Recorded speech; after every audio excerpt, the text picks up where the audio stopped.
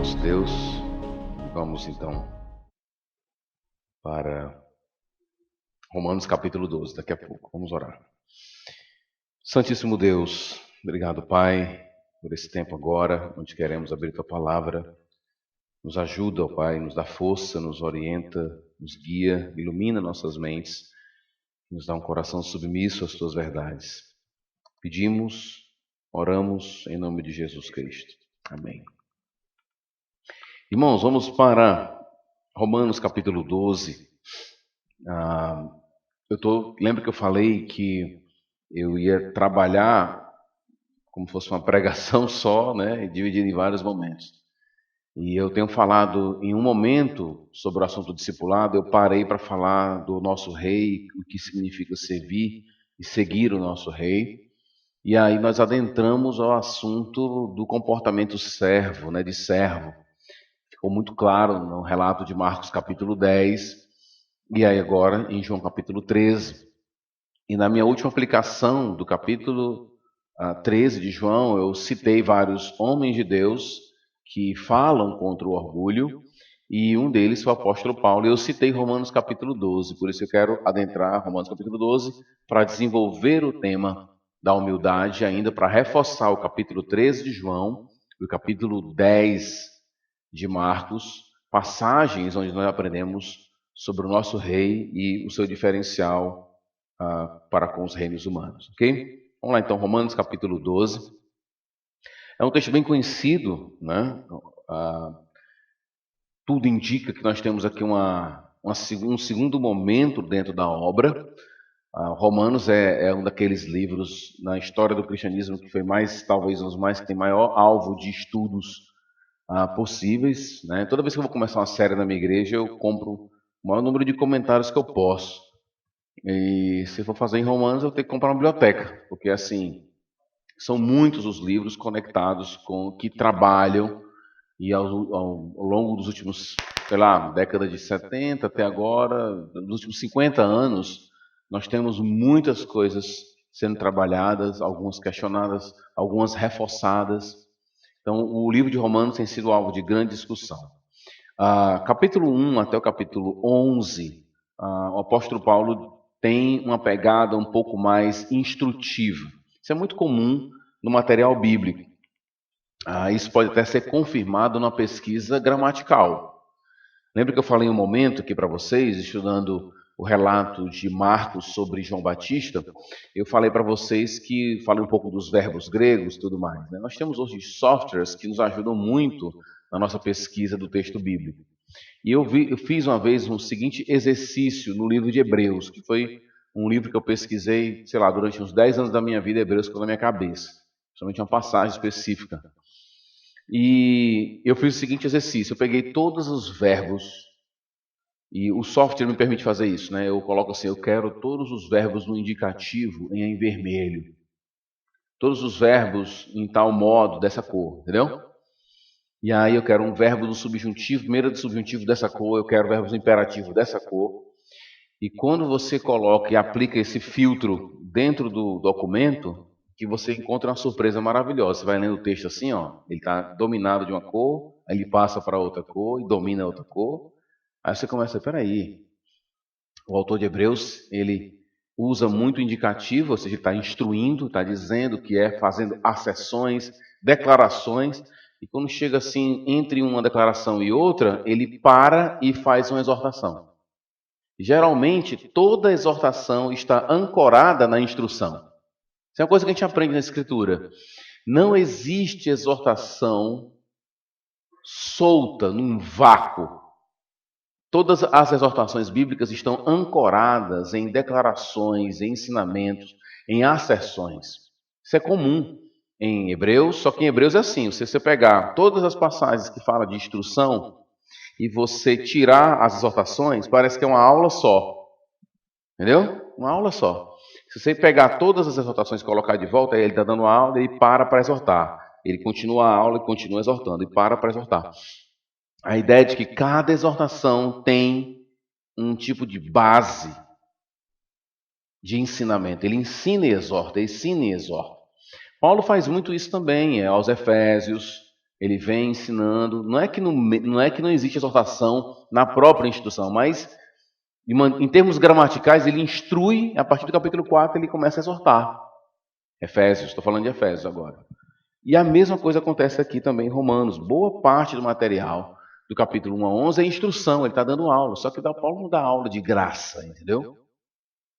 Então a gente tem que sempre manter esse equilíbrio bíblico que nós encontramos em Paulo, escrevendo aos Efésios, escrevendo aos Romanos, ao autor aos Hebreus, que eu não creio que foi Paulo. Também esse comportamento de exortação e instrução. Por que é bom esse equilíbrio? Porque senão, quando você só exorta, é chato, viu, gente? Não é não? A pessoa fica só exortando, isso é errado, isso não pode, crente não pode fazer isso. É mesmo, hein? Por quê? Sabe, aquela coisa só de exortar, uma exortação no vácuo. Às vezes tem alguns filhos ficam meio assim cansados dos seus pais porque eles só fazem exortar. Exorta, exorta, exorta, exorta, exorta. Faça como Paulo. O apóstolo Paulo, aos Tessalonicenses, vai dizer assim: aos desanimados, diga isso.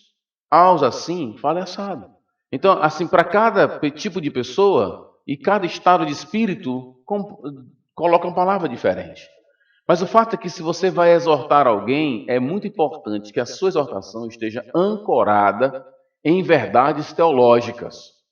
Porque senão é só mais um chato dizendo como as coisas têm que ser. E uma coisa que a Bíblia não é chata. Ela é extremamente complexa, é rica. E antes dele dizer, façam isso, ele diz, olha. Antes dele dizer assim, escutem Jesus em Hebreus. O autor dos Hebreus diz, ninguém nunca disse dos anjos o que foi dito sobre ele. Olha o que foi dito dos anjos, dito sobre ele. Ele é filho, ele é a imagem de Deus, ele é o filho. Aí começa uma catena de textos. Aí depois ele vai dizer, fechando, ninguém nunca disse aos anjos o que foi dito de Jesus. Pelo contrário, os anjos são ministros que servem àqueles que vão herdar a salvação. Portanto, como nós vamos escapar se nós negligenciarmos tão grande salvação que nos foi anunciada pelo Senhor? Os anjos trouxeram a lei, o autor vai dizer, mas ele é maior do que os anjos. Portanto, vamos escutar a Jesus. Então, antes de ele dizer escute Jesus, ele fala quem Jesus é. Não é uma exortação, sabe, aleatória, num vácuo contextual. Não, ela está ancorada em verdades teológicas. A mesma coisa vai acontecer aqui em Romanos. Então, é importante você ler o 12 ancorado no que foi dito nos capítulos anteriores. E aí, nos capítulos anteriores, você aprende inúmeras coisas, né? Sobre a ação gratuita de Deus de nos salvar, a natureza da fé no capítulo 4, a justificação de maneira muito clara, a obra de Cristo no capítulo 3, a nossa condição de pecadores no capítulo 1, 2 e 3. Então, tudo isso é levado em conta. Porque no versículo 1 do capítulo 12, que não é o alvo do nosso estudo aqui, ele começa, a NVI começa com portanto. E o portanto aqui te conecta a tudo que foi dito. Ela é uma conjunção implicativa. Então ele está dando uma aula, zona gigantesca, e aí ele implica. O que eu faço quando eu estou pregando aqui com vocês? Qual é o meu modelo de pregação? Eu leio um texto e depois faço o quê? Aplicações, é isso? Estou seguindo aqui o modelo de Paulo. Expõe, aplica. Expõe, aplica. Você pode expor e aplicar durante, você pode expor e depois aplicar. Hebreus é expor, aplicação. Expor, aplicação. Sempre que a exposição dele não é tão como alguns gostam de fazer, né? E aí ele diz assim, portanto, irmãos, rogo-lhes pelas misericórdias de Deus, que se ofereçam em sacrifício vivo, santo e agradável a Deus. Este é o culto racional de vocês. O que Paulo está dizendo? Diante de tudo que vocês ouviram, do que Cristo fez, do que Deus fez na pessoa de Cristo, da condição que vocês têm diante de Deus, só há uma resposta a tudo que eu falei para vocês. Vocês precisam se entregar completamente a Deus. Ok? Essa é a resposta.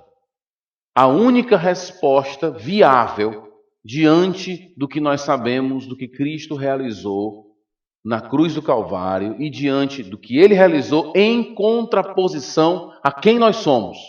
Capítulo 1 e capítulo 2. E capítulo 3 também. E a partir do versículo 20 do 3 ali, a obra de Cristo é realizada em contraposição a nós. Como reagir então? Entregando-se completamente, como se nós fôssemos um sacrifício. É interessante que toda a linguagem sacrificial do Antigo Testamento é aplicada por Paulo no Novo Testamento à nossa vida.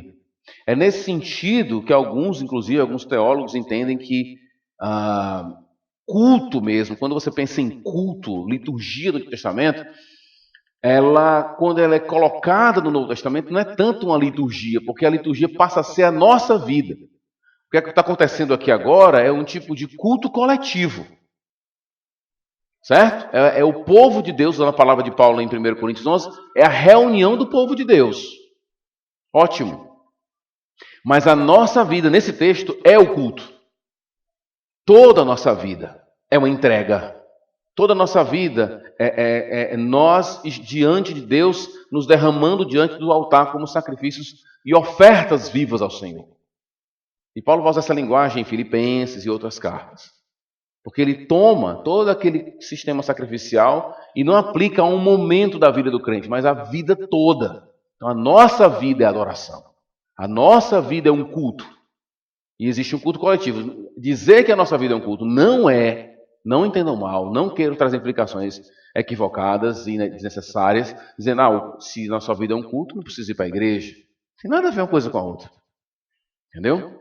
Para mim, ler as Escrituras, eu não sei, assim, é um nível para mim, assim, é uma ignorância bíblica, assim, do tamanho do mundo. Pessoas que pretendem ter um tipo de vida cristã individual. Entendeu? Não faz sentido isso. Caminhada com Cristo não é solitária. Tá?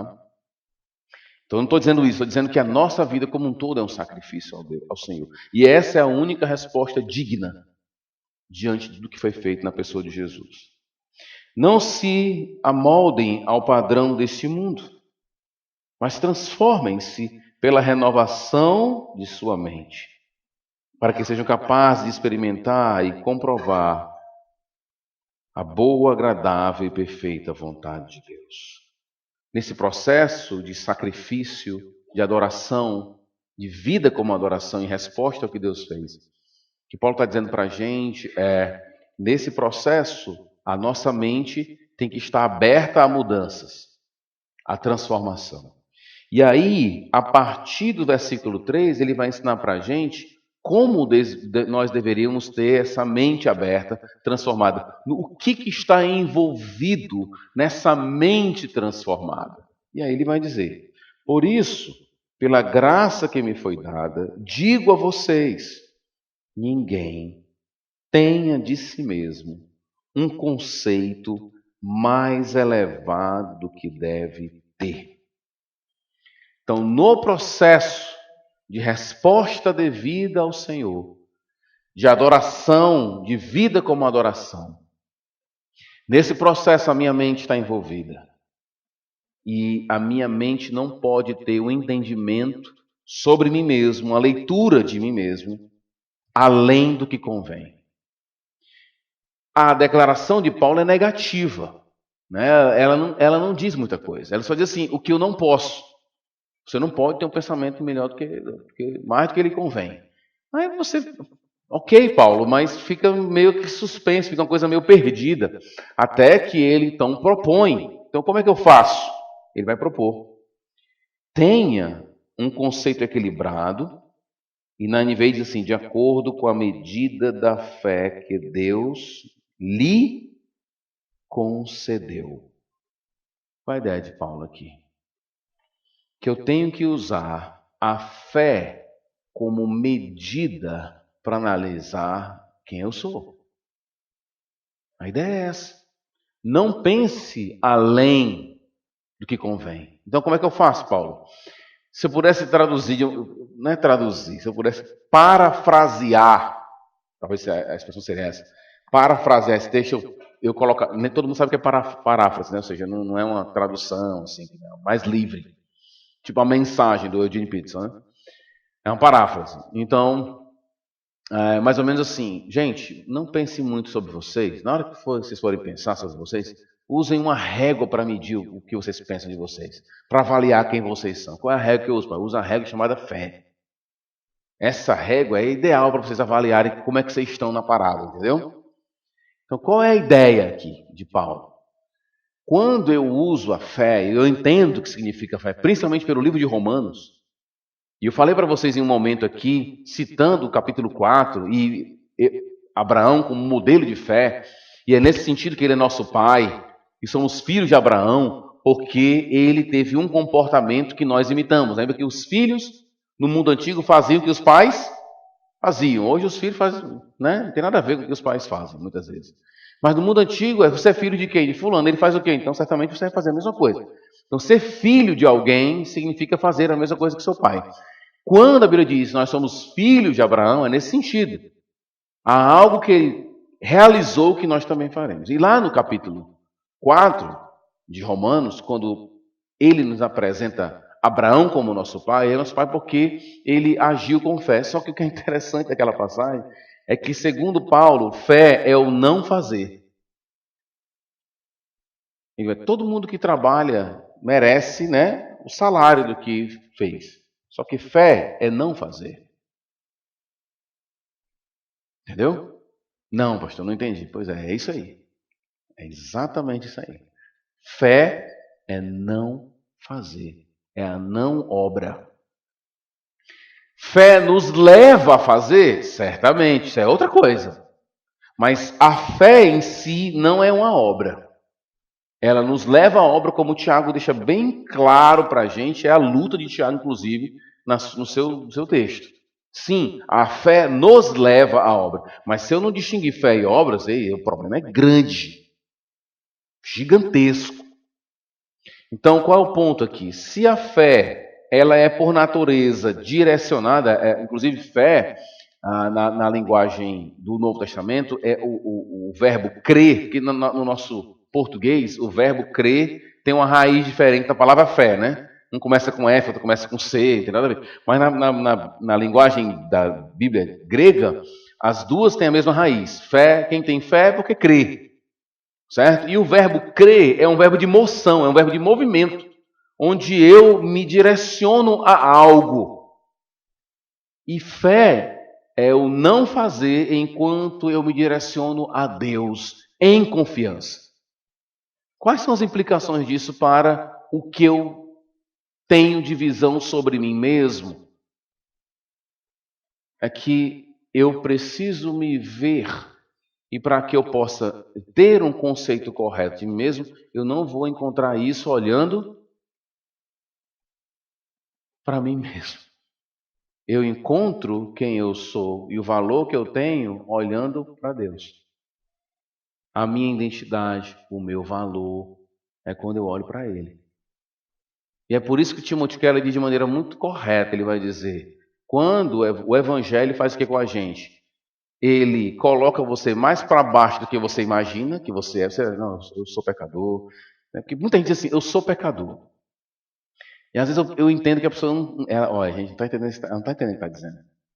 Porque assim, tem gente que fica chateado quando alguém fala mal de você. Né? Você não fica chateado? Pastor, falaram isso de mim, falaram isso. Olha, ninguém fala mais mal de você do que Deus. Ele diz para você que você é pecador. Isso inclui tanto o que a pessoa falou de você lá, e mais uma série de coisas. Então, assim, quando alguém diz assim, eu sou pecador, às vezes falta o peso, sabe?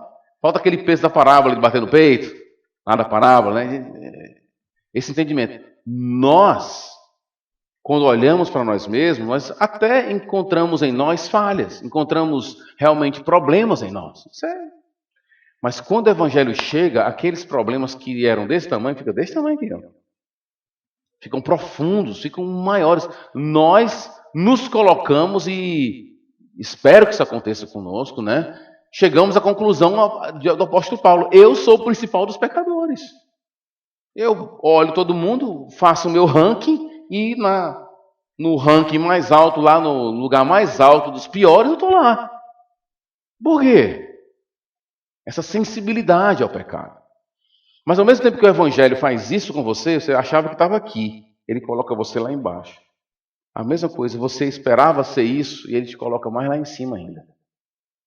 Você é filho, você é herdeiro, você recebeu dons do Espírito, você recebeu do Senhor a capacitação para obedecer. Você está entendendo? Então, é por isso que C.S. Lewis dizia, o problema do homem não é desejar as coisas, é desejar pouco. O homem fica contente com o lixão. Deus mostra algo muito maior para a gente.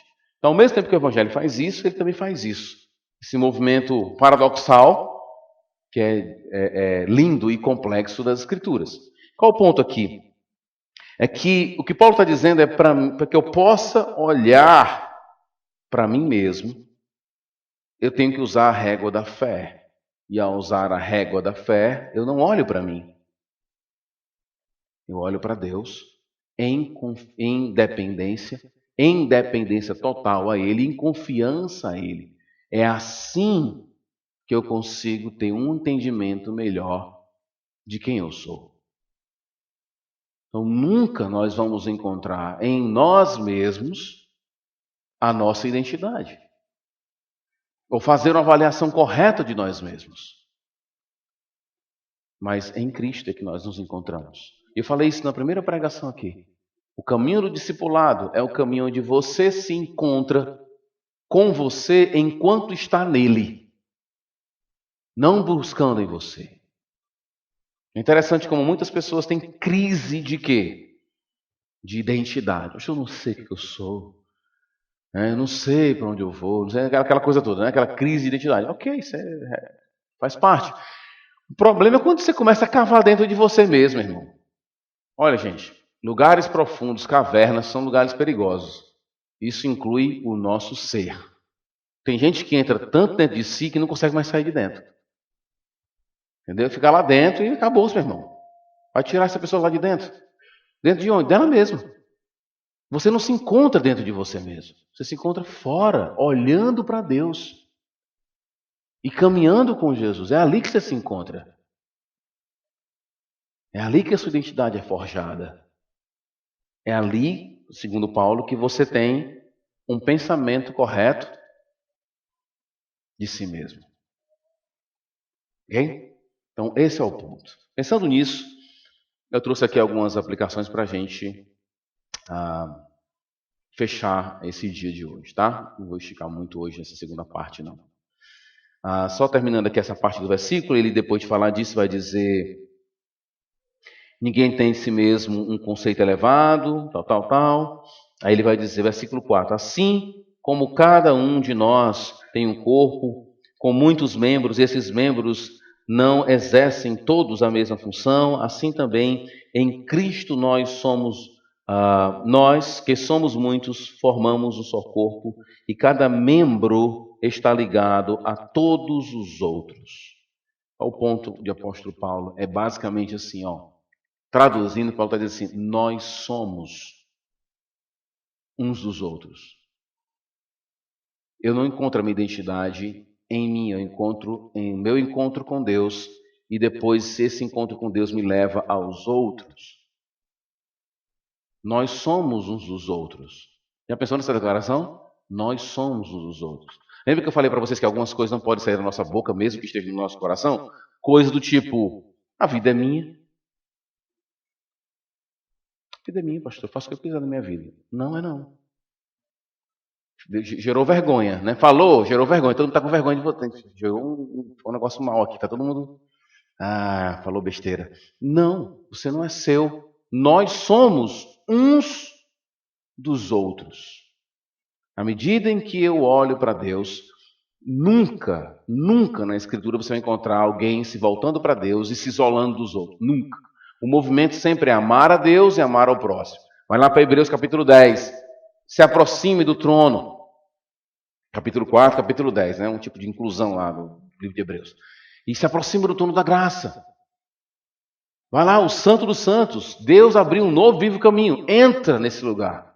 Aí logo em seguida vai dizer o quê? E olha para aquele que está do teu lado. Nunca existe um relacionamento onde eu estou próximo de Deus, ao ponto de eu me distanciar das pessoas. Então o cara chega na igreja e fala com ninguém, é assim, não, porque eu estou vivendo aí um momento mais focado nas coisas do Senhor.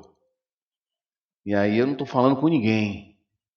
É que Deus é esse que está adorando, velho? Que mitologia é essa que está lendo? Porque isso não é o Deus da Escritura. À medida que eu me aproximo de Deus, eu me aproximo das pessoas.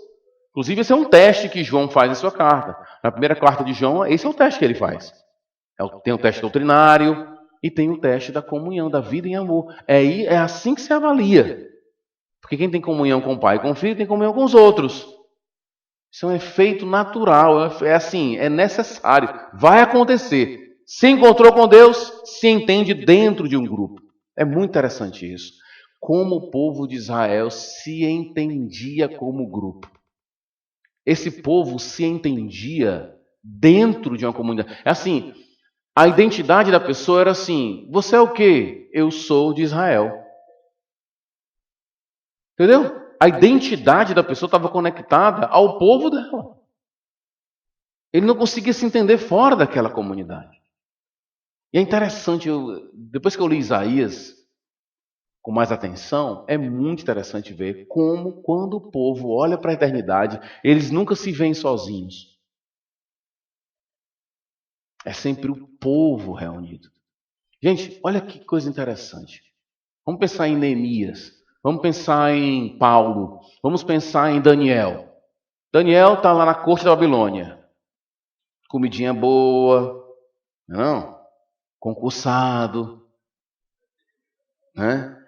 Entendeu? Concursado. Neemias concursado. Copeiro do rei, na corte. Vida boa, galera. Entendeu? Mas, e Paulo? O mesmo espírito dos três. Neemias está na corte. Daniel na Babilônia. E esses caras choram pelo povo. Neemias olha para Jerusalém e chora pelo povo dele. Não basta você ter uma vida. O sucesso individual não era suficiente. Porque a alegria deles passava pelo fato deles se entenderem como membros de um corpo, entendeu? Não estava lá. Daniel viveu a vida toda na corte, seja da Babilônia, seja dos Medo-Persas, ele estava lá. Mas lê o capítulo 9. Se é a oração de alguém que se entende como bem-sucedido porque está agora vivendo no reino, entendeu? Comendo do bom e do melhor, e brincando aqui com você, né? Concursado com as garantias e tudo do reino, vê como é que é a oração dele. Vê Paulo, em capítulo 9. Paulo chega ao ponto assim, que eu fosse condenado. Olha o olhar de Paulo para o seu povo, capítulo 9. Então, é essa noção corporativa que é fruto do meu contato com Deus. Ao ouvir do Evangelho, eu me rendo em adoração, penso sobre mim mesmo diante de Deus e me vejo como participante de um corpo. É assim que eu me vejo. A minha identidade está dentro desse. Eu sou parte do corpo.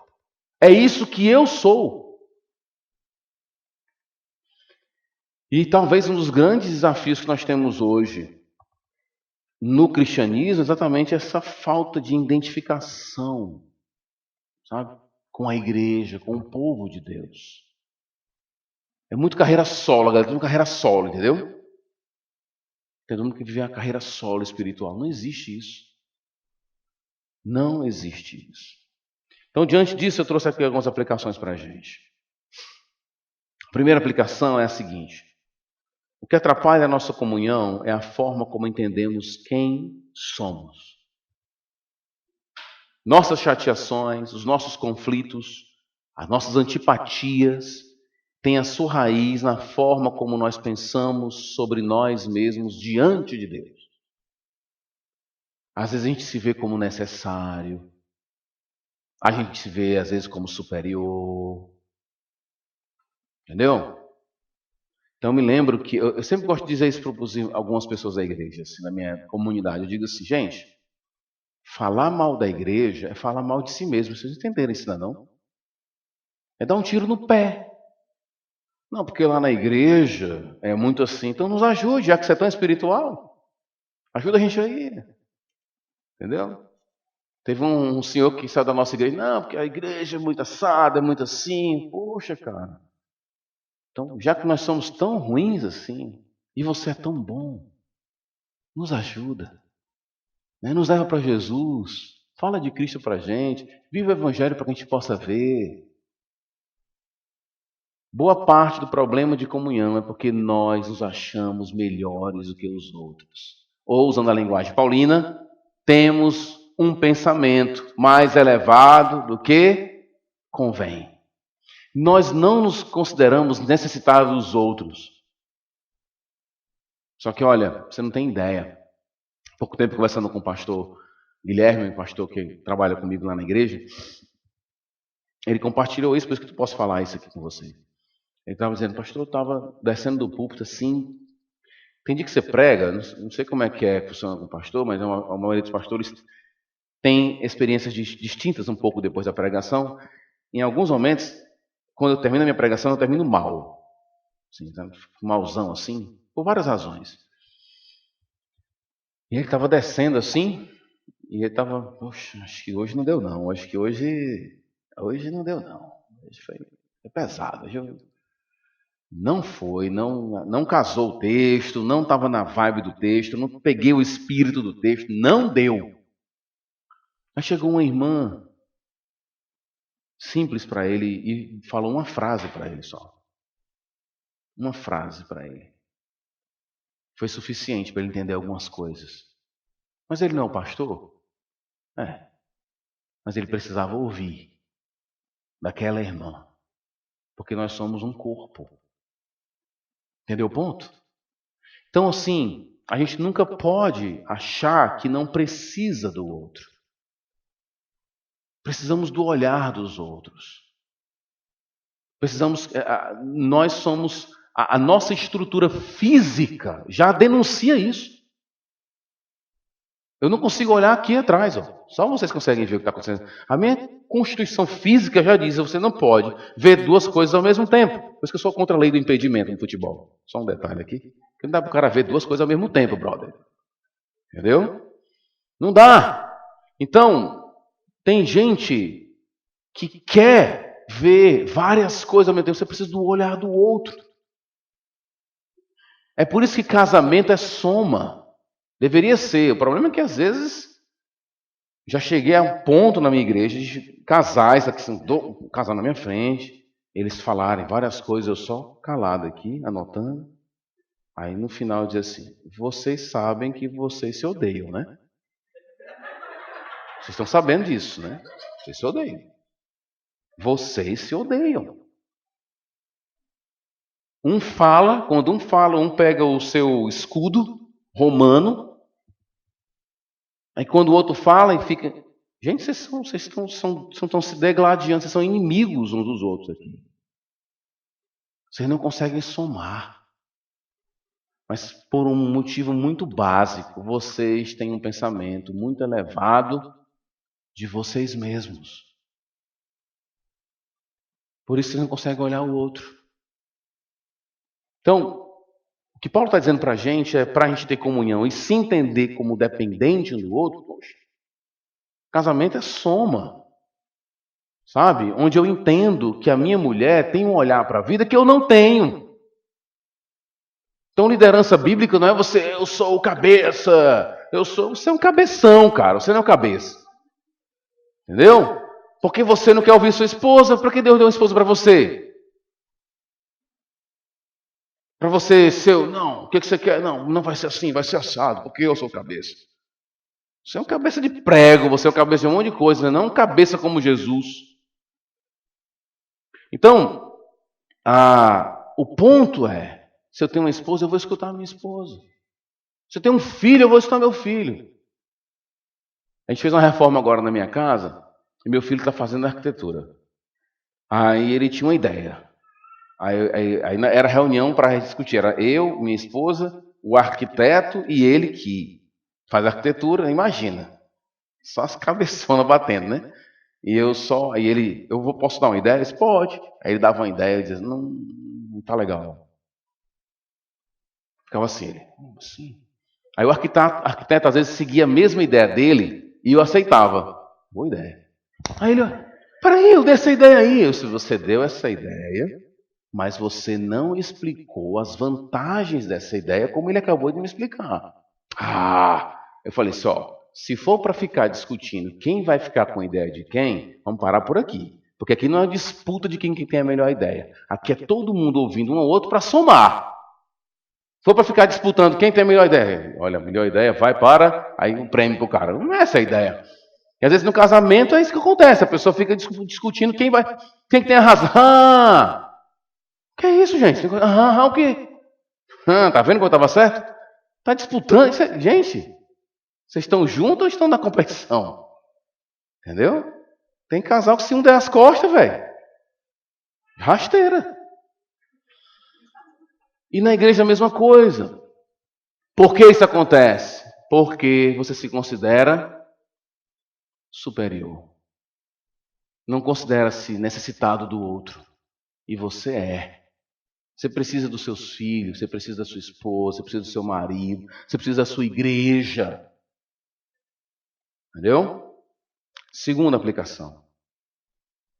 Se fé é a medida que devemos ver a nós mesmos e a proporção que devemos exercer nosso dom, não há espaço para duas coisas na nossa vida. Não deveria ter. Orgulho e separação. Se a fé é a medida mesmo e a proporção que eu devo exercer meu dom. Terceira aplicação. Quando pensamos de forma superior a nós mesmos, alguns efeitos aqui. Alistei alguns. Primeiro, nos distanciamos de Deus, que é o mais grave, evidente. Nos isolamos das pessoas. Não escutamos as pessoas. Não gostamos de ser ajudados. Ficamos chateados porque ninguém fala com a gente. Mas ninguém falou comigo. Você falou com alguém? Não, então você é a mesma coisa, mesmo, né? Senta ali do lado da pessoa, você faz parte do mesmo grupo. Ficamos chateados porque não somos servidos.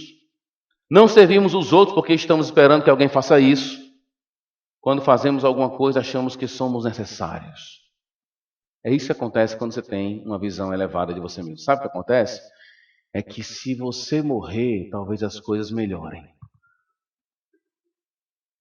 Sabia? Lê o livro Quatro Amores do C.S. Lewis. Ele faz uma figura de uma senhora chamada Senhora Resmungo. Já ouviu falar desse livro? É muito interessante esse livro, Quatro Amores do C.S. Lewis. Aí ele faz uma figura hipotética de uma senhora. E a senhora Resmungo é aquela que ama todo mundo em casa. O filho sai, ela fica na porta esperando o filho. Quer fazer a comida, lá. Enfim, ela é aquela pessoa sufocante. E aí a senhora Resmungo morre. E a vida fica bem melhor. Até o cachorro se alimenta melhor. Tudo fica melhor. Porque ela não amava as pessoas, ela sufocava as pessoas. Não tenha um pensamento elevado de você mesmo, achando que sem você as coisas não funcionam. Olha, provavelmente melhore.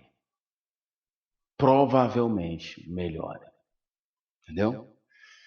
É isso. Talvez se o seu cônjuge, se você vier a falecer, o seu cônjuge vai encontrar alguém melhor do que você. Entendeu? Quarta aplicação. Não temos problema com a autoestima. Esse seguramente não é o problema do ser humano.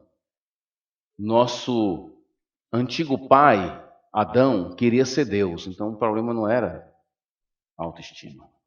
E aqui eu abro aspas para C.S. Lewis, ele diz assim: nesse exato momento, eu e você estamos sendo orgulhosos, cometendo o orgulho, ou estamos prestes a ser orgulhosos, ou estamos nos arrependendo de sermos orgulhosos. A ideia do C.S. Lewis é mostrar para a gente como isso é quase que onipresente na nossa vida.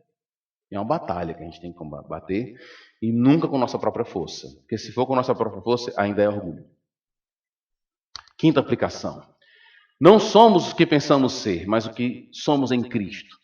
Abre aspas aqui para o Eugene Peterson, que é um estudioso que eu gosto muito. Ele vai dizer: o único modo de nos entendermos é pelo que Deus é e pelo que Ele faz por nós, não pelo que somos e fazemos por Ele. Quando ouvimos o Evangelho, nos entregamos a Deus, como aprendemos em Romanos 12:1, de tal forma que olhamos para a vida e nós mesmos pelo Evangelho. Sexta aplicação. Não podemos reduzir a realidade a nossas experiências. As pessoas reduzem Deus a elas mesmas. E aí, eu quero terminar meio que com uma brincadeirinha aqui. Eu alistei alguns slogans de algumas marcas de produtos, tá? Não fique com raiva se você usar algum desses produtos. Alguns aqui eu acho que nem existem mais, não lembro mais. Alguns mudaram um pouco o slogan, mas eu peguei alguns slogans e vi, e eu vou sugerir slogans contrários aplicando aqui à igreja, tá bom? Vamos lá. Albany, conhece Albany, o sabonete? Tem aqui? Não? Para quem é diferentemente lindo. Esse é o slogan do Albany. Para quem é diferentemente lindo. All Star, o tênis, né? O tênis de todas as estrelas. American Express, você reconhecido. DirecTV, o mundo é seu. Acho pesado, né, isso aqui? O mundo é seu. HSBC, você pode entrar que o mundo é seu. Desculpa se você é cliente da... Né? Lux, o sabonete das estrelas. Boticário, você pode ser o que quiser. Chega a dar uma urticária. Ray-Ban, atrás de um Ray-Ban, sempre tem um nome famoso. TAM, que agora é Latam, né? Você nasceu para voar. Não. Te libra do jeito que você pensa. Aí eu trouxe aqui alguns slogans em contraposição. Poderia ser o slogan aqui da igreja. Igreja Batista, vamos pensar que quando falar Igreja Batista é a Igreja Batista Videira. Vamos tentar aqui fazer alguns slogans à luz de Romanos 12, à luz de João 13, à luz de Marcos 10. Igreja Batista, não temos o que você quer, mas temos o que você precisa. Igreja Batista, aqui você não é o centro. Ou Igreja Batista, o que você pensa não é o mais importante. Igreja Batista, aqui os pecadores se encontram. Igreja Batista, aqui todos são necessários e desnecessários ao mesmo tempo. Entenda o paradoxo. Igreja Batista, porque sem Cristo você não é nada. Vamos orar. Obrigado, Senhor. Obrigado por nos dar Cristo. Obrigado por nos fazer enxergar quem somos e nos vermos em Ti junto com os irmãos. Essa visão permaneça sempre e as implicações práticas disso possam ser experimentada e desfrutada, que nosso coração desfrute da paz e da alegria de ter Teu Evangelho sendo não somente ouvido, mas vivido, praticado, exercitado. Obrigado, ó Pai, por nos presentear com as verdades que certamente nos machucam em muitos momentos. Mas a mesma verdade que nos machuca é aquela que nos consola e nos impulsiona a viver mais para Ti, em alegria, em paz. E nós choramos, ó Pai, na alegria e na paz que o Senhor nos deu, em nome de Jesus. Amém.